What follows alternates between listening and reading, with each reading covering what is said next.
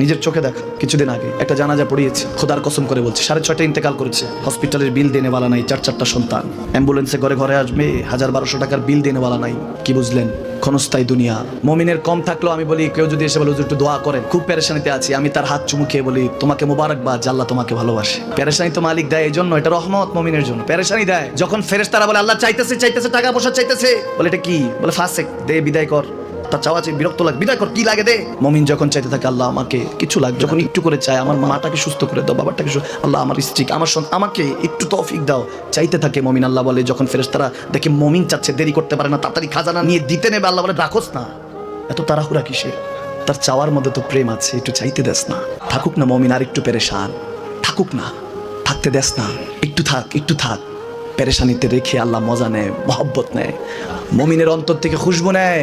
আল্লাহর বড় মায়া, মুমিন যখন চায় আল্লাহ তখন মায়ার নজর নিয়ে তাকায়, হায় হায় আমার বান্দা, সুবহানাল্লাহ।